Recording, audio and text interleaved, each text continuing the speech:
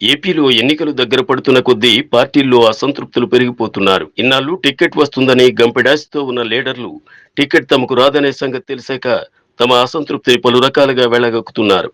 కొంతమంది అధిష్టానంపై తమ అసంతృప్తిని నేరుగా వెళ్లగక్కుతుండగా మరికొందరేమో సైలెంట్ గా పక్క పార్టీలోకి వెళ్లడానికి రూట్ మ్యాప్ క్లియర్ చేసుకుంటున్నారు. ఇంకొందరైతే పార్టీ మీద, పార్టీ నేతల మీద సంచలన వ్యాఖ్యలు చేస్తున్నారు. తాజాగా అలాంటి ఘటనే పల్నాడు జిల్లా రాజకీయాల్లో చోటు చేసుకుంది.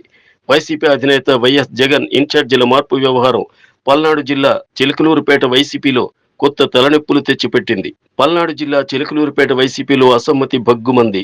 సిట్టింగ్ ఎమ్మెల్యే మంత్రి విడుదల రజనీ మీద వైసీపీ నేత సంచలన ఆరోపణలు చేశారు. చిలకలూరుపేట వైసీపీ ఇన్ఛార్జ్ మల్లెల రాజేష్ నాయుడు మంత్రి రజనీ మీద తీవ్ర ఆరోపణలు చేశారు. విడుదల రజనీ తన వద్ద 6.5 కోట్లు తీసుకున్నారని, తిరిగి అడిగితే 3 కోట్లు మాత్రమే ఇచ్చి మోసం చేశారంటూ తీవ్ర వ్యాఖ్యలు చేశారు. మంగళవారం కార్యకర్తలతో ఆత్మీయ సమావేశం నిర్వహించిన మల్లెల రాజేష్ నాయుడు ఈ కార్యక్రమంలోనే మంత్రిపై తీవ్ర ఆరోపణలు చేశారు. అలాగే ఎమ్మెల్యే అభ్యర్థి విషయంలోనూ కీలక వ్యాఖ్యలు చేశారు. మంత్రి విడుదల రజనీ నా దగ్గర 6.5 కోట్లు తీసుకున్నారు. ఈ విషయాన్ని సజ్జల రామకృష్ణారెడ్డికి చెబితే ఆయన రజనీతో 3 కోట్లు మాత్రమే వెనక్కిప్పించారు. మిగతా డబ్బు ఇవ్వకుండా మోసం చేశారు. చిలకలూరిపేట టికెట్ మర్రి రాజశేఖర్కి ఇస్తే మరో 20 కోట్లు ఖర్చు పెడతా, బయటి వారికి ఇస్తే చూస్తూ ఊరుకునేది లేదు. రజనీకి సత్తా ఉంటే చిలకలూరిపేటలో పోటీ చేసి గెలవాలని కార్యకర్తల సమావేశంలో మల్లెల రాజేష్ నాయుడు ఛాలెంజ్ చేశారు. అయితే నియోజకవర్గాల ఇన్ఛార్జీల మార్పులో భాగంగా చిలకలూరిపేట సిట్టింగ్ ఎమ్మెల్యేగా ఉన్న విడుదల రజనీని గుంటూరు పశ్చిమకు మార్చారు జగన్. చిలకలూరిపేటలో జరిపిన సర్వేల్లో రజనీకి కాస్త వ్యతిరేకత వ్యక్తమైన నేపథ్యంలో ఆమెను గుంటూరు పశ్చిమ వైసీపీ ఇన్ఛార్జిగా జగన్ నియమించారు. రజనీ స్థానంలో మల్లెల రాజేష్ నాయుడును చిలకలూరిపేట ఇన్ఛార్జి బాధ్యతలు అప్పగించారు. అయితే ఇప్పుడు ఆయనను కూడా మారుస్తారనే ప్రచారం వైసీపీ వర్గాల్లో జరుగుతోంది. ఈ క్రమంలోనే మల్లెల రాజేష్ నాయుడు కార్యకర్తల సమావేశం నిర్వహించారు. ఈ సమావేశంలోనే విడుదల రజనీ మీద తీవ్ర ఆరోపణలు చేశారు. ఆమె తన వద్ద డబ్బులు తీసుకుని మోసం చేసిందని ఆరోపించారు. మరి మల్లెల ఆరోపణలపై విడుదల రజనీ ఎలా స్పందిస్తారో చూడాలి. మరి అనుకుంటారనుకోవడానికి కాదు, వాళ్ళు చెప్పినట్లు పార్టీలకు అతీతంగా నాతో ఉన్న వ్యక్తులు ఉన్నారు.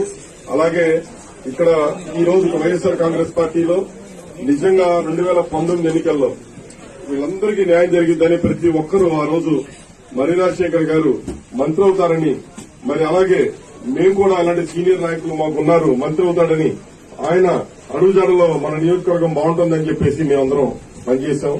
పనిచేసిన క్రమంలో మాకు కుటుంబ సభ్యులుగా ఆప్తులుగా తయారై మొత్తం అందరం కూడా ఈ రోజు నాతో సన్నిహిత సంబంధంగా తయారవడమే ఒకటే కొత్తగా అనేది లేదు అసలు. ఎందుకంటే గత 4 తరాలుగా 3 తరాలుగా అనుబంధంగా ఉన్న ఇక్కడ అన్ని కుల మతాలకు అతీతంగా అందరం వరుసలు పెట్టుకుని పిలుచుకుంటా ఉంటాం. అందరం ఒకళ్ళింటో ఒకళ్ళు భోజనం చేస్తా ఉంటాం. ఎటువంటి పరిస్థితుల్లో ఏదో ఊరికే కాదన్నా, ఖచ్చితంగా నా మనస్ఫూర్తిగా నేను చెప్తున్నాను, నాకు కాని పక్షంలో మర్రి రాజశేఖర్ గారికి ఇస్తే 20 కోట్లు నేను చందా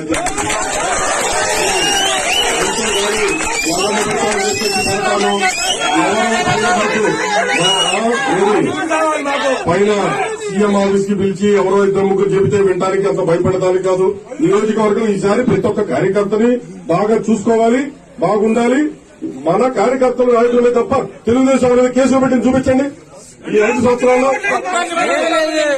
ఒక్కరు కూడా నేను ఓపెన్ గా చెప్తున్నా. మరి మా వైస్ చైర్మన్ గారు కొలిశెట్టి శ్రీనివాసరావు గారు అందరూ 6.5 కోట్ల పని తీసుకొని 3 కోట్లు ఇచ్చి 2.5 కోట్లు కొట్టి ఈ రోజు పోయి గుంటూరులో కూర్చుంది. కాదని ఆయన ద్వారా అడగండి. నాకు 6.5 కోట్లు ఇవ్వాలి. నేను ఇందాక సజ్జల దగ్గర అడిగితే ఆమె ఇచ్చింది వదిలేయని.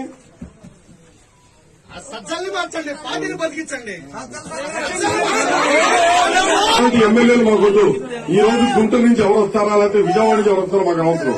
చిలకలూరుపేట వ్యక్తిగా ఇక్కడ నేను ఉన్నానా లేదా అనే దానికన్నా చిలకలూరుపేట వ్యక్తిని, నిజమైన వ్యక్తి, కరెక్ట్ అయిన వ్యక్తిని పెట్టండి. నిన్న చిలకలూరుపేట వ్యక్తిని ఇచ్చారు. ఒక ఆడపిల్ల కష్టం తెలుసన్నారు, అదన్నారు, ఇదన్నారు.